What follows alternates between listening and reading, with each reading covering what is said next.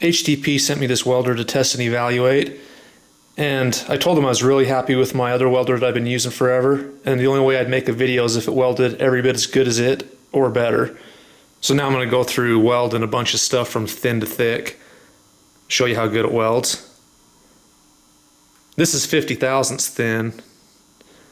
This stuff's really hard to weld. This welder does a good job at it. And I'll be using my favorite torch and controller in this video. This is a Weldcraft W310, and then the TIG button, of course.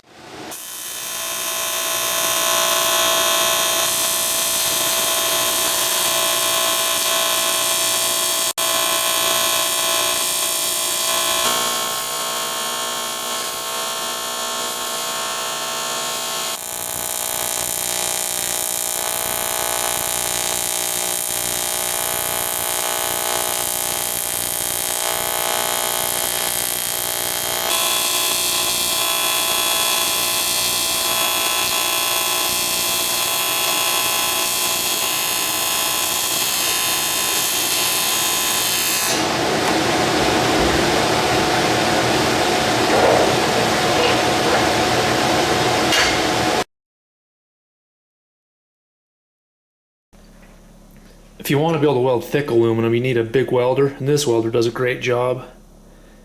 You don't have to sit there and wait around preheating, waiting for the part to heat up before you can go. You just mash the amperage and go for it. Like this one right here, I just pegged it at 350 amps and got right after it. And it does, welds like this, they will weld a little bit prettier once they're hot. Like this side was my first weld, and you can see the ripples are a little bit rougher than this side when the part's nice and warmed up and stabilized. And that's with any welder. And the water cooled torch on this works good too, or the water cooler for the torch, I should say. Keeps the torch nice and cool. And this stuff's even thicker. It's 2" by 1" bar. And it welded all that without any preheat.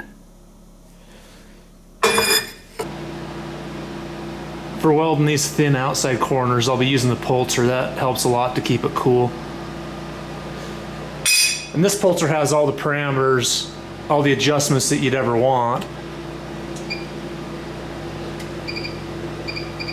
And go down real slow with your cycles, really fast.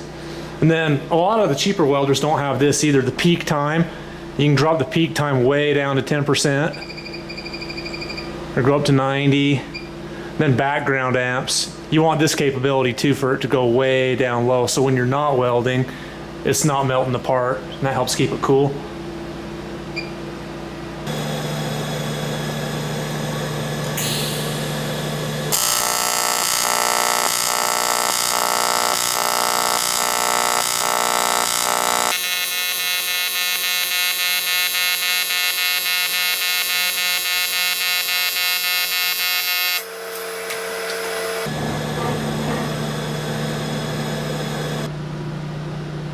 I had one little hiccup over here at the end where I moved too fast, but that was just my fault.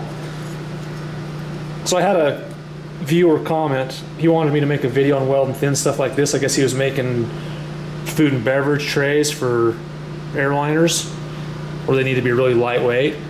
And if you fit the parts really tight together like this, you don't need to use filler rod on them.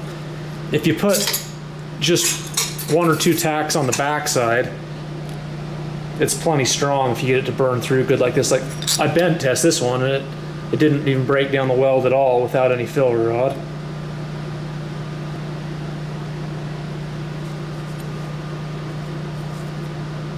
See, plenty strong for lots of stuff you'd be doing.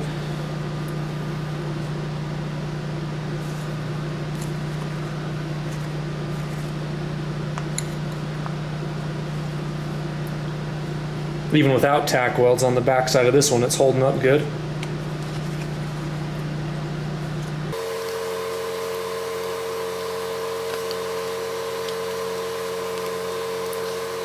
There, it finally broke right along the side of the weld.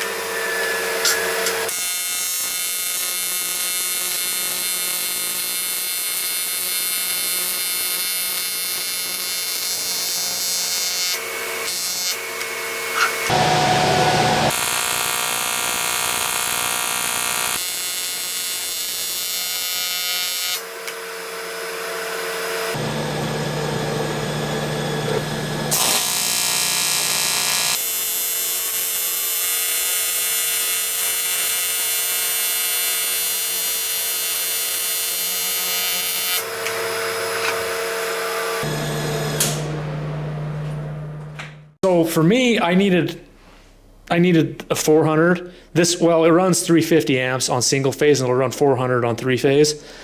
And I need that much amperage for the type of stuff I do. If you're getting into professional aluminum work, you really do want a big machine so you can weld thicker stuff. You don't want it to limit you.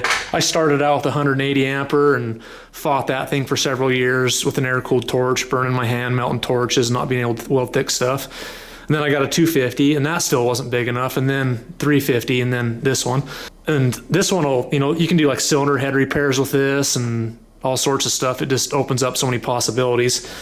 So if you're getting into this professionally, I'd recommend looking into something this big with a water cooler. If you're more of a hobbyist and you're not needing to weld really thick parts, HTP also makes an Invertig 200 and 300 that might be a little bit more budget friendly for the hobby welder. But yeah, like I said, I wasn't going to make a video unless it welds as good as my other welder, so I made this video. It welds great. I have zero complaints with it. If you want to check out HTP's welder lineup, you can follow my link in the description below. It's an affiliate link, so what that does is it just lets them know how you got directed to their website. That'd help me out. I'd appreciate it. Thanks for watching.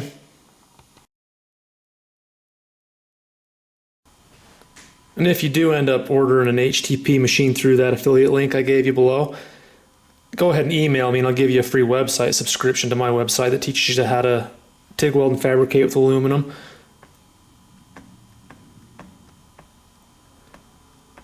I go through showing you all my shop setup with machinery, with part numbers, break down a torch, show you how I shape the tungsten. We got basic welder settings and then advanced welder settings that would pertain to this welder, this HTP. Go through frequency, where I buy aluminum, how to cut aluminum, how to clean it right. And we got weld puddle exercises, fill rod selection, the target point where you want to be dipping your fill rod. Then I stripe the rod and show you exactly how much I'm feeding. T-welds, inside corner welds, outsides, how to fit them. Every single one of these is a weld restart, so I show you how to master your weld restarts so they tie in nice. Show you how to get comfortable and some few tricks on how to do out of position welding.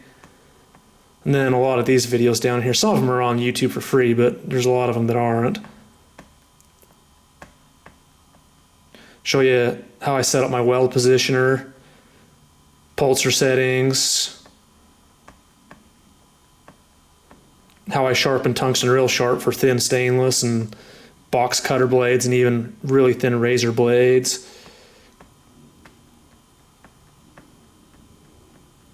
This is a fun project for a beginner to make a water box, fill it full of water. I'll show you why I wear the gloves I do. Show you the right way to cut tungsten to length. If you're snapping it off, you're doing it wrong. Flask, cowbell. Show you how to blend weld seams so you don't see the weld seams. Show you how I made this part and put the welds on it.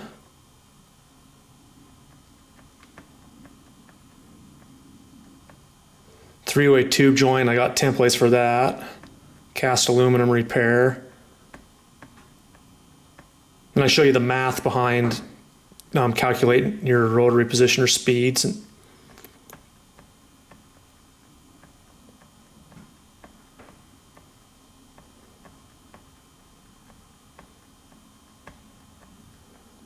And then I show you all the pulsar settings for welding thin aluminum, everything I like. So yeah, if you end up buying an HTP, let me know, email me, and I'll give you a free website subscription.